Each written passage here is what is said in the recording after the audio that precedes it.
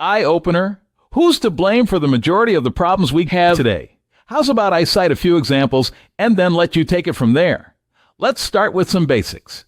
Things required for survival might be as appropriate as any place to begin. After all, without these things, life not only becomes improbable, but it literally becomes impossible. And I use the word literally in its literal sense, not the figurative use of which so many have come to use it today. Maybe I'll do a post about how the English language has fallen into such disrepair as to not even require some 1984 inspired agency to twist the meanings of words.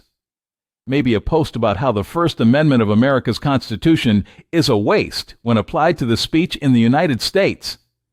I'm not talking about slang. Slang has always persisted, and it will continue to persist. It's the vitriolic uses of words, terms, and phrase of which I speak, things like using the word socialism to demonize other countries and promote capitalism as if socialism doesn't apply in America.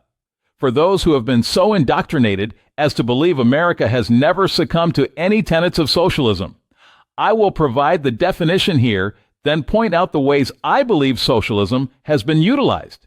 Here, though, in the world's primary example of capitalism. Socialism is defined in the Merriam-Webster Dictionary. Any of various egalitarian economic and political theories or movements advocating collective or governmental ownership of the means of production and distribution of goods. You can look at other dictionaries if you don't trust this definition, but I think they're all going to sound similar, if not exactly like the one I've provided. So why don't we start with the biggest example I can think of? The military. We all pay taxes to support our military in America, where the military budget has grown to $1 trillion this year alone. That's $1 billion. Times $1,001 billion is $1 million times 1,000. So $1 trillion is 1,000 times $1,000 million. Numbers like this have to be abstract to most people, but there are videos that help one visualize $1 trillion. They do so by showing how many times 1 trillion physical dollars would wrap around the earth, or how many hundreds of thousands of years you would have to count out 1 trillion seconds. Look for those videos. But trust me, it's mind-boggling. Anyway, we pay for the military, and our government determines how best to distribute that good. And given that America hasn't won or even been a part of a winning war since World War II, I would say our government has done an abysmal job of it. But that is socialism, as are the police and fire departments in your town, as is public education. Many of you already know these things, but may not be aware of the fact that bailouts are also socialism. After all, the bailouts we experienced during the Great Recession were created from our tax dollars. Too bad those bailouts were only given to banks, not to the 5 million families that lost their homes back then. But as they say, socialism for the wealthy and harsh capitalism for the rest of us. We get bootstraps for which we had to pay. Obama sure did take advantage of us while we were bending over to pull ourselves up. But that segues neatly back to the topic at hand. Think about other goods and services that our collective taxes pay for, and you will have more examples of socialism, which is not supposedly, United States existential threat. As for the problems that existential threats, let's start with water. Flint, Michigan still has a public water supply that is poisoned by lead.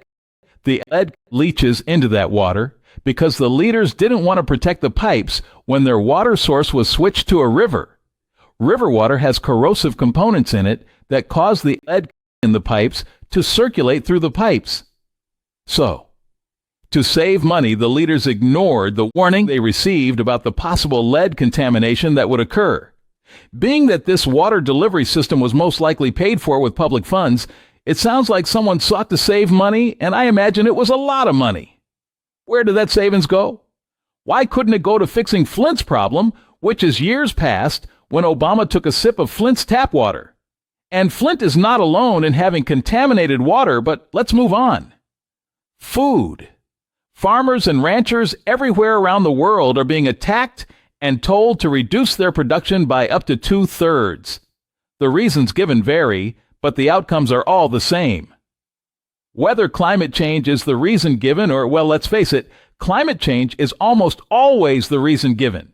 So ranchers must sell off 2/3 of their livestock, or farmers are told to reduce their crops by 2/3, which new laws mandate. Neither of these groups can afford those kinds of reductions, and their only options are to sell their farms to people like Bill Gates, one of America's most prolific purchasers of farmland. The guy who lies is into vaccine mandates during COVID, while riding on private jets like the Lolita Express, which was owned by Jeffrey Epstein, is telling farmers to reduce their output and telling the rest of us to reduce our carbon footprint. I don't know about you, but reducing the food supply to save the climate sounds awfully like a means to also reduce the population. Less food sounds like a terrible solution for a lot of people. In Bill Gates' case, it sounds like a way to leave Bill Gates as one of the survivors of the culling of which Bill Gates pushed.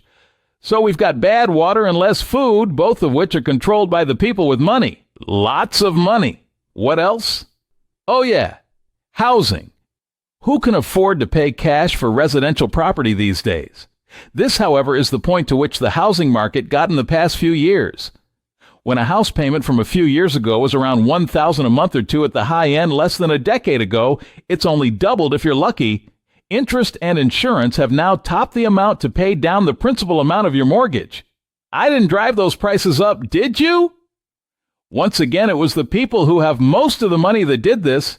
It's always the people who have most of the money who are doing this. While it may sound paranoid or conspiratorial of me to say this, but ask yourself who controls all of the media you consume? Who controls all of the food many of us eat? All of the water we drink? After that, ask yourself why cars cost as much as a house did just a few years ago? What do all of the fancy automated car wash places mean or indicate? Economically, could these car washes indicate that the most precious thing in more and more people's lives is their car? How else could those car washes lead to lines of dirty cars that stretch up the street? Wake up. This is a sign of a bad economy where people are willing to buy memberships for their cars. We, at least in America, can't turn on the television without there being some new turmoil to consider. One disaster after another lets us forget about the previous disaster which never got resolved. While disasters like the California fires weren't caused by bad leadership or laws that benefited the rich, they were made so much worse by bad leadership and laws that benefited the rich. And in the aftermath of such disasters, why are the rich the primary beneficiaries as owners of those homes in the Palisades who can't afford to rebuild will be forced to sell to the rich for pennies on the dollar?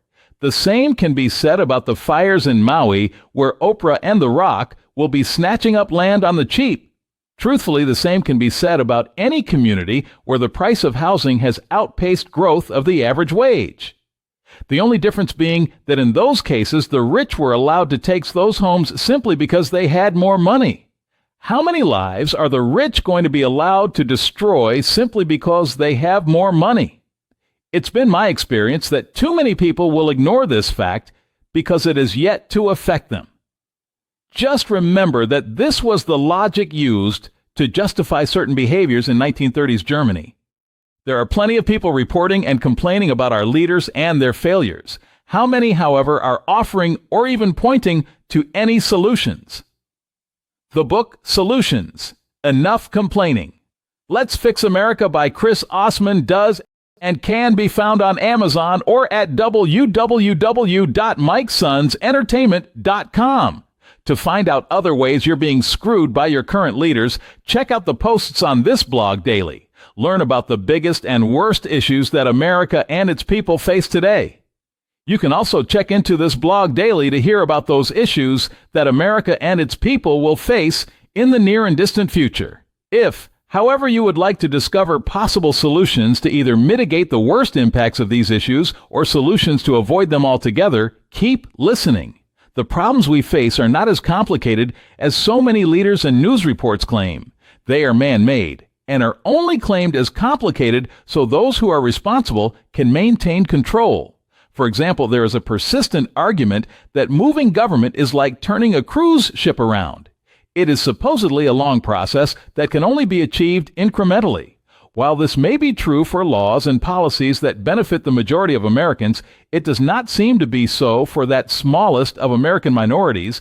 When one examines the policies and laws that benefit that minority known as the elite or the rich, the speed at which those laws are passed is exponentially faster.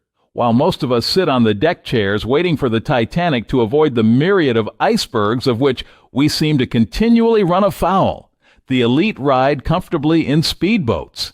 If, according to the Declaration of Independence, all men are created equal, why do the rich live quite different lives than the rest of us? Where is our speedboat? In 2018, Chris Osman wrote a book highlighting the problems humanity would face if more power, wealth, and control were funneled to a small group of individuals, groups, or organizations. In that book, Mr. Osman provides solutions, offered up from himself and others, to the inevitable problems we would all face. In it, he also provided a means for the public to analyze, compare, and contrast the words and deeds of those we've chosen to follow against our real-world experiences. To this end, Mr. Osman provides the means for readers to disseminate information as provided by their news sources of choice, their elected officials, and any other authority they choose to follow. The book, titled Solutions, Enough Complaining, Let's Fix America, offers a means to hold leaders up, not just to a higher standard than is currently accepted, but to one that will improve lives. The problems you ignore could become your fate. Click the link below and get your copy of Solutions today.